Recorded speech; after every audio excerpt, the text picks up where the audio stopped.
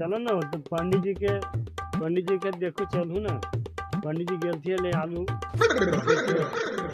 अरे तो आलू देखते देखते लगा कि पंडित जी मर गेलन। हाँ लगा ही था कैसे ने।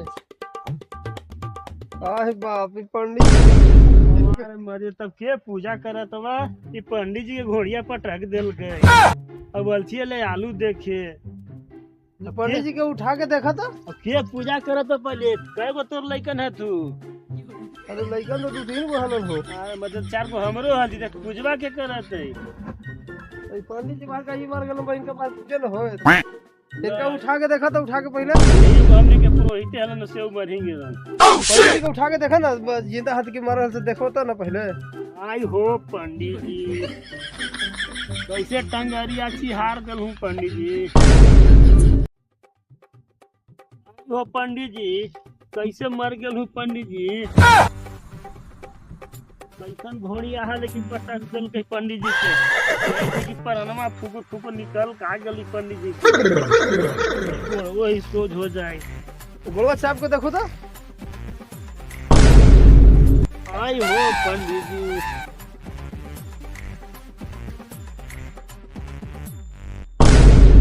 तेरा के जय हो। कहाँ हो गली पंडित जी के?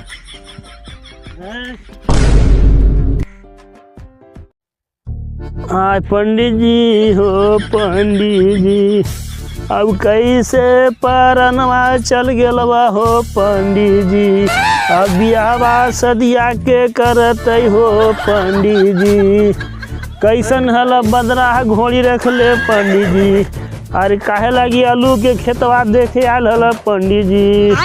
आई हो पंडित जी अब कैसे फुकुर परनवा चल गेलवा ये पंडित जी। आई हो पंडित जी आई हो पंडित जी आई हो पंडित जी अब कैसे फुकुर परनवा गेलवा ये पंडित जी। अब कैसे जिभिया चिहार ले हल ये पंडित जी। काहे लागी हललुया के देखे आयल ये पंडित जी। आई हो पंडित जी अब के पूजवा करत हो पंडित जी। हाँ पंडित जी आई हो पंडित जी खत्म हो गल थी। आई हो पंडित जी अब कैसे जिभिया चिहार देला हो पंडित जी। आई हो पंडित जी काहे लागी अलुया देखे आल हल पंडित जी। अब हमनी के बियाहवा के कर। देख भाई देख पंडित जी के हो तनी जी के तनी खड़ा कर पंडित जी के हो पंडित जी। आई हो पंडित जी एकदम कैसे चल गया पंडित जी।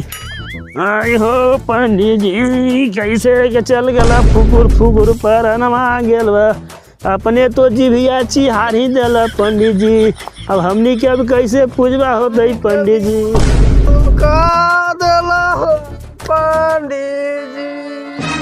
अब बदरहवा घोड़िया कहला रख ले हल पंडित जी।